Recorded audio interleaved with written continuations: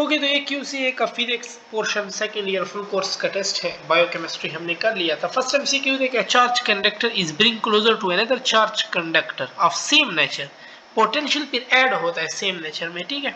तो it will increase to body poses 2E and 3। अब देखो चार्ज सेम है तो ये तो फिर रिपेल करेंगे, और इसलिए यहाँ पे अट्रैक्ट का पूछा, अट्रैक्ट 0 न्यूटन। रिपेल फोर्स मांगता ना तो फिर Q1 क्या था 2E, Q2 3E divide by R square 1 2 3 6 6 के कांस्टेंट है 6 के स्क्वायर होता है, ठीक है। फिर आपके पास एक radioactive sample decay 50% in time to this internal will be, this interval होगा t हाफ लाइफ किसके बराबर होता है, log of natural 2 divide by decay constant, ठीक है। तो इसी ऑप्शन बिल्कुल करेक्ट है। 126 है, if 3/6 of radioactive sample is decay in 12 hour, the quantity and decay after 24 hour। देखो 3/6 का मतलब है हाफ लाइफ, ठीक है। तो हाफ लाइफ इसका 12 आवर है। 24 के बाद कितना होगा, 1/4 अनडीके होगा और 3/4 डीके होगा, ठीक है। तो 1/4 अनडीके होगा ना, 3 अच्छा टोटल कितना है, टोटल 6 था, ठीक है।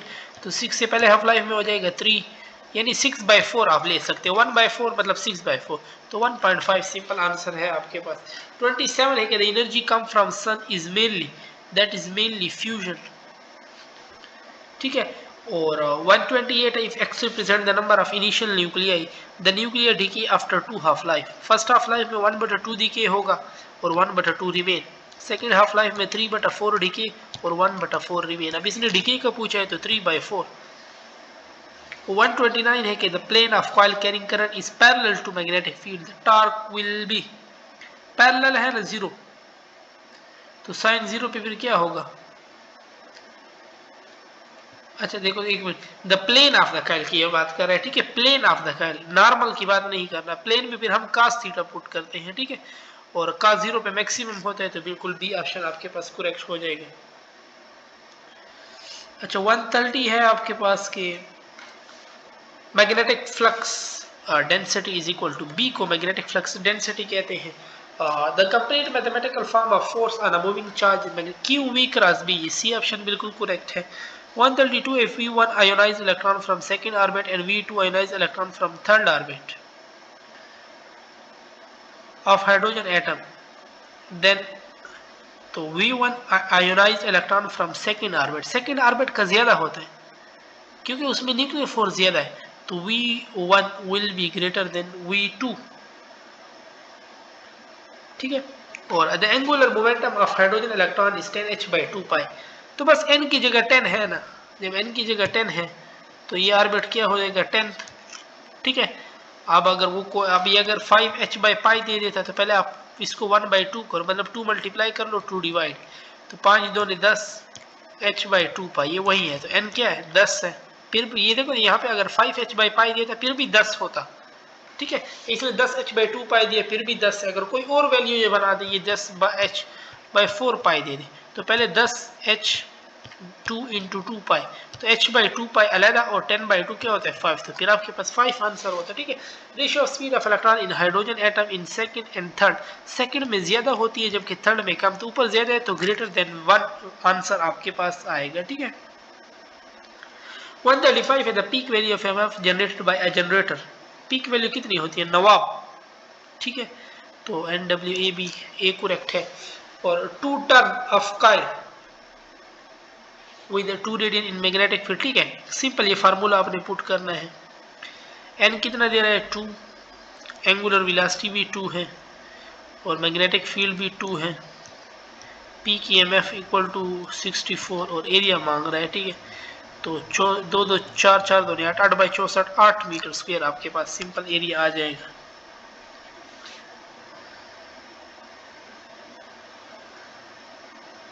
ठीक है। ओके नेक्स्ट आपके पास 37 है कि step up transformer secondary coil 2 time of है primary coil if the input signal is 140 volt 50 hertz output. देखो फ्रीक्वेंसी तो हमेशा कांस्टेंट रहती है, तो पहले फ्रीक्वेंसी किस में कांस्टेंट है, इस बी और डी ऑप्शन तो गए। अब स्टेप अप ट्रांसफार्मर है वो वोल्टेज को बढ़ाएगा, अगर पहले 140 था फिर 280 करेगा, तो ये 280 डी में मौजूद है ना, सिंपल, बिल्कुल आगे जाओ ही नहीं। और a charge cube is placed beside a sphere of radius r, the electric flux is equal to, अच्छा इलेक्ट्रिक फ्लक्स किसके बराबर होगा आपके पास, a charge cube is beside sphere की बात कर रहा है, इन द स्फीयर नहीं, ठीक है, तो फिर तो जीरो आपके पास होगा इलेक्ट्रिक फ्लक्स, ठीक है, बिसाइड स्फीयर की आपके पास बात कर रहा है। एंड इसको मैं चेक भी कर लेता हूँ की के अकॉर्डिंग कि ये सही है ना, 138 है ना,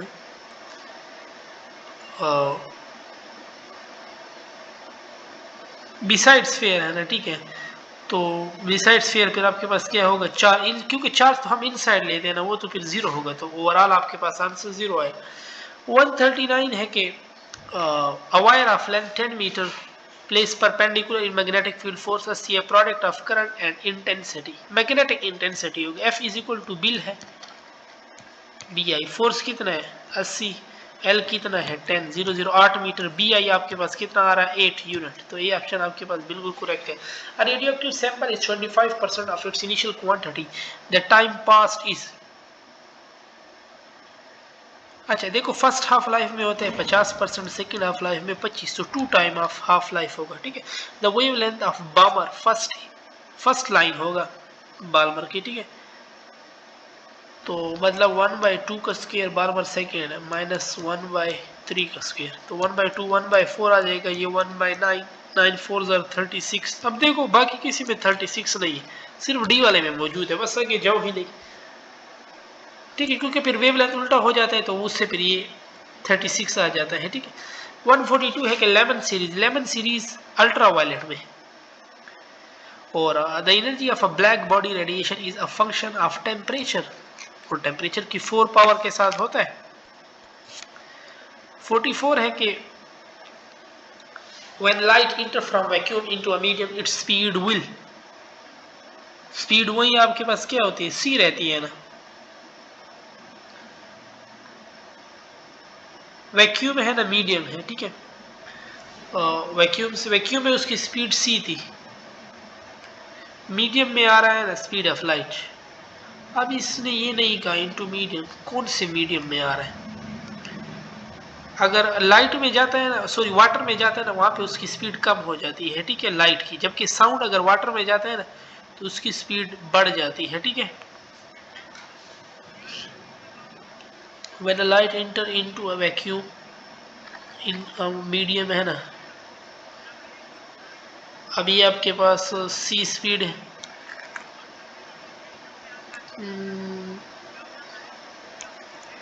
अच्छा देखो ना, अगर हम वही वाटर मीडियम ले लेना तो वाटर में जब ये लाइट वेव जाती है ना इनकी स्पीड कम हो जाती है, ठीक है, तो लेस देन सी। और अगर साउंड वेव का अगर ये आपको कह देता ना, वो अगर अब मीडियम यानी मीडियम बताना लाजमी था, अब साउंड वेव का कह दे कि वो मीडियम में जा रहा है, अब अगर साउंड से एयर की तरफ आ रहा है तो वो भी फिर कम होगा, सॉरी वाटर से एयर की तरफ आ रहा है साउंड वेव तो वो फिर कम होगा, और अगर एयर से साउंड की तरफ जा रहा है तो फिर वो ज्यादा होगा, ठीक है।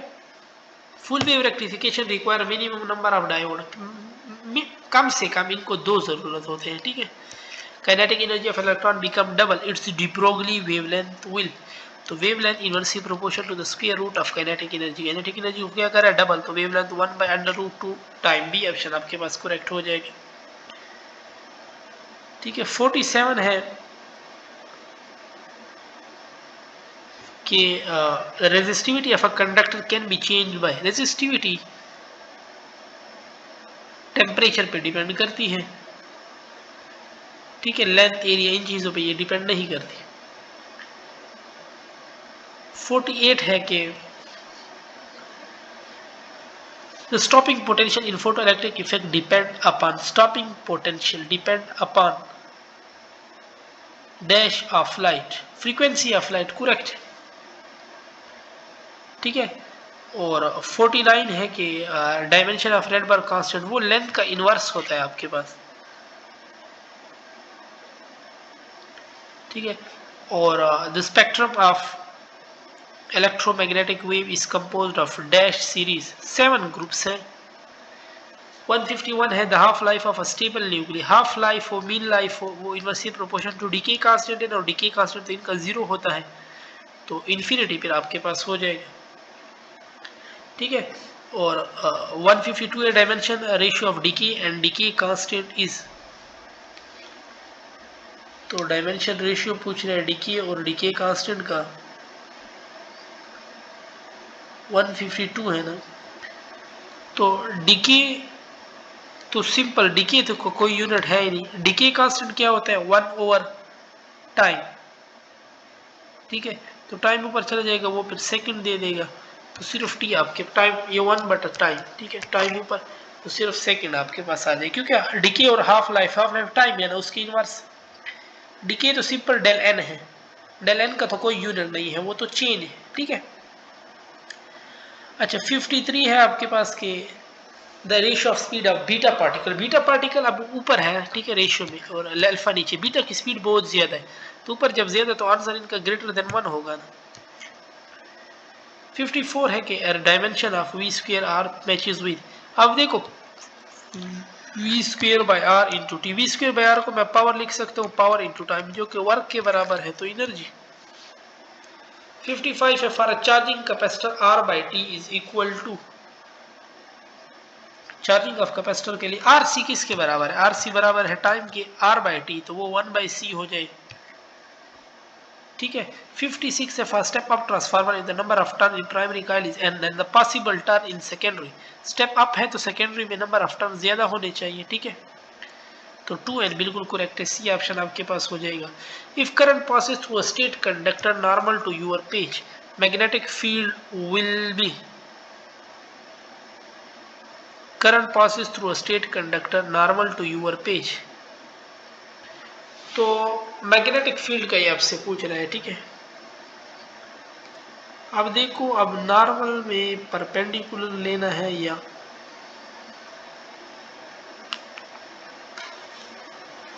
अब इसमें क्या है ना कि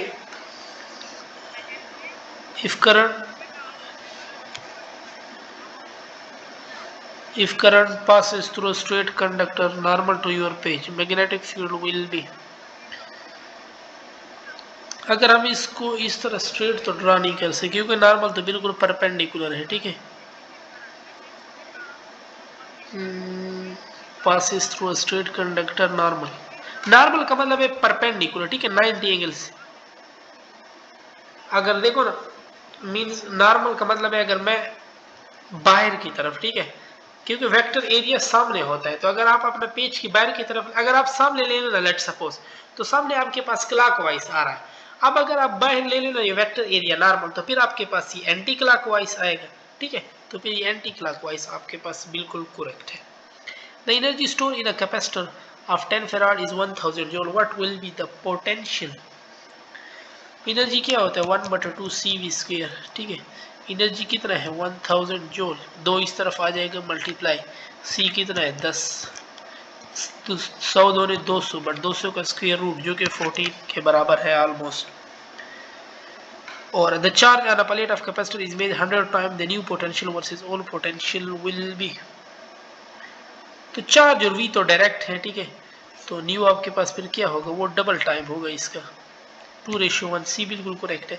160 है कि a parallel plate capacitor of 4 microfarad has charge of 4 microcoulomb, the potential between its plate will be, potential क्या है Q by C, Q is equal to C भी होता है ना, Q भी माइक्रो माइक्रो कट जाएगा, 4/4 लिखो जो कि 1 वोल्ट है, सी ऑप्शन आपके पास बिल्कुल करेक्ट। 161 के 3 × 10⁻18 electron passing through a conductor in 0.3 second, point काटो 0 ऊपर तो 9 हो जाएगा, 3 × 10⁻3 3 कट जाएगा, सिर्फ 10⁻9 10⁻9 ये 19 है, मैंने तो गलत लिख दिया 18 है ये, ठीक है, चलो 3 × 10⁻18 और एक 0 ऊपर तो ये 19, अब इलेक्ट्रॉन होता है 1.6 × 10⁻19 19 कट जाएगा, 3 भी कट जाएगा, सिर्फ 1.6 रह रहा है जो कि बी में मौजूद है। 162 बैटरी इस सोर्स ऑफ EMF का सोर्स है, और 163 है कि the minimum equivalent resistance can obtain from 4 ओम, जब इनको हम पैरेलल में लगा दें, पैरेलल में ये डिवाइड होते हैं, ठीक है। तो 4 डिवाइडेड बाई 2, तो आपके पास 2 ओम आएगा, ठीक है, क्योंकि R बाय N होता है, ठीक है। अब R 4 है और N 2 है। Resistivity of a conductor depend upon nature पे, आई थिंक अभी हमने पीछे किया, नेचर पे ये डिपेंड करते हैं। The maximum equivalent resistor can be obtained, जब इनको आप ऐड करो, सीरीज में लगाओ, जो कि 18 के बराबर होगा। 166 second, the strength of electric field between plate of a capacitor is E, the medium of the dielectric constant K is introduced। अब स्ट्रेंथ कम हो जाती है, जैसे फोर्स कम हो जाती है, ये भी कम, तो E by K divide. Electron moving anti parallel to magnetic field will experience, तो इलेक्ट्रॉन है ना इनमें, तो इलेक्ट्रिक फोर्स होगा, मैग्नेटिक फोर्स तो जीरो फोर्स, ठीक है। अगर ये हाई स्पीड से बहुत जा रहे हैं ना, या पॉजिट्रॉन बता दे या प्रोटॉन बता दे बीम ऑफ, फिर इनमें मैग्नेटिक, क्योंकि मैग्नेटिक फोर्स वेलोसिटी पे भी डिपेंड करता है, ठीक है। 168 है कि conductor at constant temperature undergo 100% increase in current. 100% increase का मतलब है कि डबल कर रहा है, ठीक है। Conductor at constant temperature 100% increase in current, then अब रेजिस्टेंस तो लेंथ पे डिपेंड करता है, करंट वगैरह पे डिपेंड नहीं करता। तो 1 मोह क्या होता है, ओम का इनवर्स होता है, ठीक है। तो ये ऑप्शन बिल्कुल करेक्ट है। Correct unit of temperature coefficient of resistance, इसके लिए करेक्ट यूनिट आपके पास कौन सा है, टेम्परेचर केल्विन इनवर्स करेक्ट है ना, ठीक है। 171 है कि the minimum charge on a body can not be less than 1 electron से कम नहीं हो सकता, या 1 प्रोटॉन भी आप ले सकते हैं, 1 प्रोटॉन एंड 1 इलेक्ट्रॉन, ये दोनों करेक्ट है, ठीक है।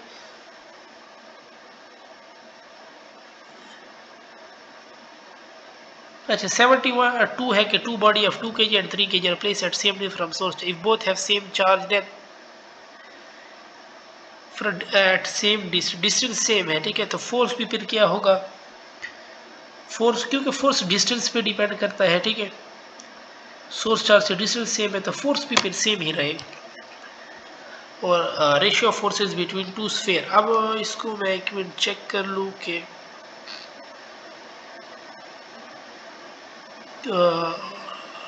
मासेस डिफरेंट है, ठीक है, मासेस पे डिपेंड नहीं करता बस, ठीक है। 171 है, फोर्सेस सेम रहेंगे, ठीक है, क्योंकि फोर्स मास पे तो डिपेंड नहीं करता, चाहे मास 10 kg हो, जितना भी हो। अच्छा 173 है फिर आपके पास के the ratio of forces between two sphere with same charge and distance in air and medium of dielectric constant के। एयर में फोर्स F होता है, मीडियम में फिर जी उतरे टाइम कम हो जाता है तो के ऊपर चला जाएगा, F के रेशियो 1, बी ऑप्शन आपके पास बिल्कुल करेक्ट है। The ratio of 1 EV 1 electron volt and 1 joule कितने के बराबर है, 1 इलेक्ट्रॉन वोल्ट होगा, सॉरी, तो 1 इलेक्ट्रॉन होता है 1.6 मल्टीप्लाई 10 की पावर -19, ठीक है। If current through wire is 2 metre is 1 ampere, a charge passing through it in 1 hour will be, अब ये कई दफा रिपीट हुआ है ये क्वेश्चन, ठीक है। तो 1 हावर में क्या होता है 3600 IT, आई 1 एम्पियर है तो बस सिर्फ 3600 कूलम आपके पास चार्ज आ जाएगा। The electric flux will be maximum angle between E and plane, plane की बात की है, ठीक है। प्लेन में फिर हम ये cos थीटा यूज नहीं करेंगे, ये साइन यूज करेंगे। तो साइन कितने पे मैक्सिमम होता है, 90 पे मैक्सिमम होता है।